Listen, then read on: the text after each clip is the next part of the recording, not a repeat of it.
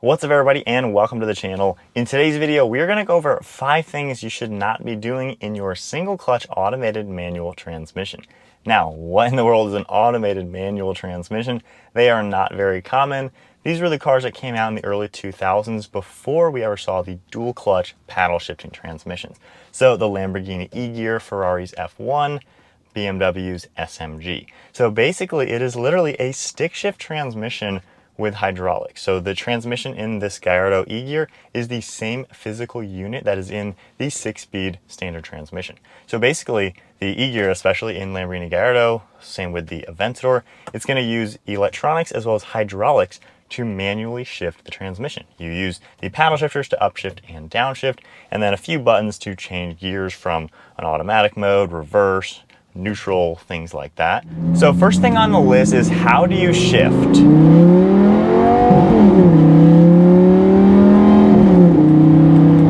So when you are shifting in a single clutch paddle shifting transmission like this, you don't need to take your foot off the throttle. In a stick shift, of course, you push the clutch in, take your foot off the throttle, make your gear change, back on the throttle, off the clutch, and that's how you operate that transmission and how you shift. In this car, it basically does that for you. You don't need to worry about taking your foot off the throttle. Just like in some standard cars where you can do no lift shifting, that's basically what you're going to see in a car like this. So when you do make your gear change, you can keep your foot on the gas pedal. It'll basically cut the gas pedal for you and automatically take your foot off the gas. So it's just the same as like a no lift shift in a stick shift. And when you listen to the gear change, it makes the same sound as if you took your foot off the throttle. So going up in the gears again,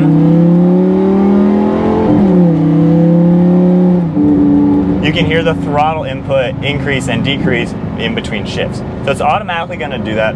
Of course, it can shift faster in different drive modes depending on the car you're in. Now with downshifts, same sort of deal. You can be on the throttle, still nice and snappy for a downshift. And if you hit the brake, same sort of deal.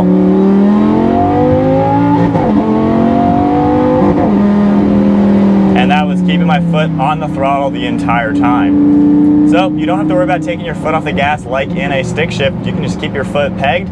It will be an abrupt gear change. It'll kick you in the back, but it's gonna be pretty darn fun. Number 2 on the list is shifting around a turn. Given this operates just like a stick shift transmission where there is an interruption in power, this is not the most ideal car to especially make an aggressive up change in your transmission going around a turn. It will lurch the car forward and then back, and if you're doing that around a turn, it's a little sketchy. May not come off on camera, but going around a sharp turn and then just having that power cut and then back on is unsettling, especially in a rear-wheel drive car like my car. You're not going to want to do that aggressively because you could totally risk spinning out or something. Just like if you're in a stick shift car doing a mountain run or a track driving, you would never up change a gear in the middle of a turn. You would always set up before a turn, make your turn, power out of it. Once you're straight, give it some power, and you would upshift. So number 3 on the list now involves traffic. So when you are driving in this type of transmission, every time you give it some throttle from a standstill in this car, the clutch engages just like in a manual. Now, if you have stop and go traffic and you're constantly giving it some throttle, letting off, giving it some throttle, letting off, you are constantly slipping that clutch on and off. And it's not that comfortable to drive that way. This car does not shine in bumper to bumper traffic. So if I slow down, it's in first gear. You can hear it a little bit. Notice how when it started getting smooth again, that's the clutch fully engaging. So if I'm stopping to where I'm really slow, the clutch is disengaged. Right there, it's kind of slipping to move the car again. So the goal is, if you are in a circumstance where it is bumper to bumper, go ahead and just stop completely. Let the traffic in front of you go a little bit and try to get to that sweet spot to where you can coast without the clutch slipping. So in this car, 10 miles an hour, I can take my foot off the gas and just the engine's rotation right now is propelling the car in first gear, and it feels exactly like I was in a stick shift, leaving it first, taking your foot off the clutch, and letting the engine just kind of chug the car along. So right now, that's exactly what we're doing. We're cruising at 7 miles an hour. Now, when we bought this car, driving it from New York home, we had traffic for 3 hours throughout our 11-hour trip. And I would just kind of give that good gap to where I could coast at 7. If it was a little bit quicker, I'd get into second gear, take my foot off the gas, and let myself coast around now 11 miles an hour. So you want to kind of judge that if you have a lot of traffic to deal with. Like, we're coasting just at 10, we're still in second, we're at a little above idle, but at least we're not slipping the clutch. Number 4 on the list is rolling a stop sign. Now, obviously, you shouldn't be rolling a stop sign. You should come to a complete stop, as you should. However, in my area, there are quite a few yield signs to where you come up to somewhat of an intersection. You just slow down, of course, to double check, and when you see no car, you can keep going without stopping. This car, you don't really want to go like from 5 miles an hour. So right now, I'm in second gear. Let's say there's a yield here. I'm coming up to it, looking around. I'm slowing down. We're about 10 miles an hour. Oh, nothing's coming. Okay, that was the car. That was not me trying to make that happen. I'm glad it worked like that. But here's the thing. This car will not automatically go into first gear until you're going under 5 miles an hour. So if I'm coming to a yield sign or something to where I'm going to slow down under 10, which I'm only going 12 right now, you know, the car is not going to get in first gear, which is optimal to accelerate. This car in second gear at 5 miles an hour almost stalls, basically. As you saw just there, I was giving it throttle still in second gear, trying to accelerate from that 5 mile an hour point, but I was bogging the engine just like if I were in a stick shift in second gear trying to start from there. So the car had to quickly figure out what it was going to do. It realized there wasn't enough throttle and power in second gear at that speed, so then it automatically went to first gear on me, and it was very clunky. So with this car, if you're coming to a yield sign like that, before you get really close, start observing your surroundings. That way you can either stay above like 10 miles an hour. So if I go back to second gear, let's say I'm coming up to a yield sign already, let me double check all my surroundings, make sure we're looking good. Yeah, I'm still slowing down, but I'm at 10, and you know what? I'm still in second, and I made the turn perfectly fine without it being clunky. On the flip side, if you think you might end up slowing down to a standstill or close, go ahead, pop it into first, come close, and then from 5 miles an hour, I can just keep going, kind of rolling that stop basically, and it wasn't all clunky.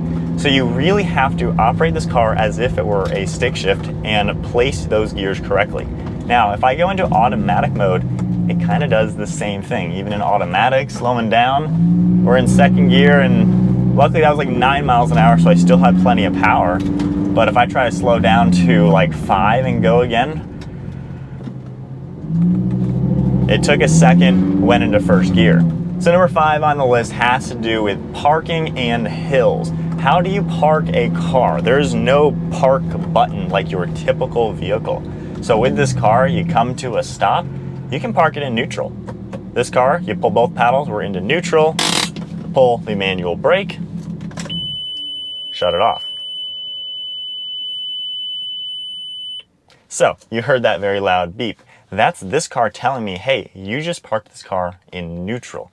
Now, this actually took me a couple months to learn, you don't always have to park this car in neutral. When I'm in the garage, I'll park it like that. Go to neutral, e-brake, shut it off, no big deal. Now here's the thing, if you were to park on a hill in this configuration, you are solely relying on this parking brake to not let your car roll.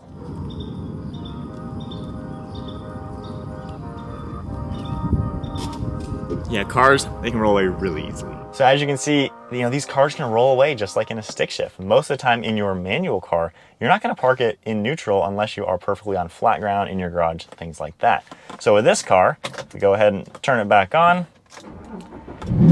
you can park this car in gear, which I, again, recently learned. So if we go back into first gear, let's say I'm pulling into a parking space, no big deal. And this one actually is a hill. So I'm going to stop, still in first gear, pull that e-brake, foot off the brake. Now notice you didn't hear that really loud beep noise, and right now it shows me I'm still in first gear.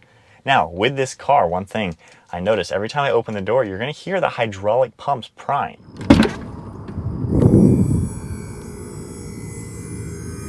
So the reason why this car particularly does that every single time is because if you park it in gear, when you go to start it up, turning the ignition on, it still tells me I'm in first gear.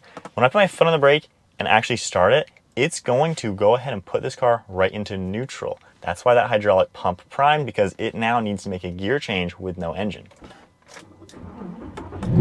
You probably didn't hear it, but right when I turned it, I heard a small click, and that was the transmission literally going back into neutral, and right now it shows neutral. So when you are on a hill on this car, it can roll like in a manual. So see how I am rolling back? I'm not in reverse or anything. I'm off the brake. We're rolling, and we're solely relying on this. So you can park this car in reverse or first gear, whatever kind of works for you. And that is a really cool plus in a car without a park button.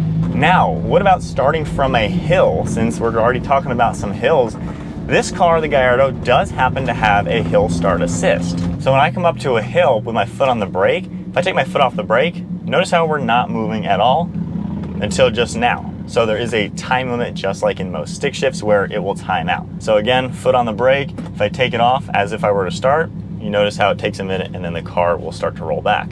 So with that, foot on the brake, all I gotta do is give it some throttle and the car starts moving just like normal. Now, one thing, just like in a manual, last thing you wanna do in this car is roll back and forth.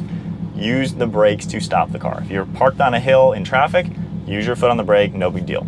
On top of that, you don't have to put it into neutral if you're on a hill. With that, take my foot off the brake, of course, it'll just let me roll back because it doesn't think I'm going to be accelerating. But you don't have to put these cars into neutral. When you are stopped like this, the clutch is not slipping. It is completely disengaged. It relies on your throttle input to start activating the clutch pedal. Now with that, if I let the hill start time out a little bit, give it some throttle, it'll roll just like in a manual. Don't just feather the gas and roll. That's just really gonna slip your clutch, wear it out. So use your foot on the brake, hold yourself, and when it is safe to proceed, the hill start, if it has it, will hold it. Give it some throttle, the clutch will engage, and you can now accelerate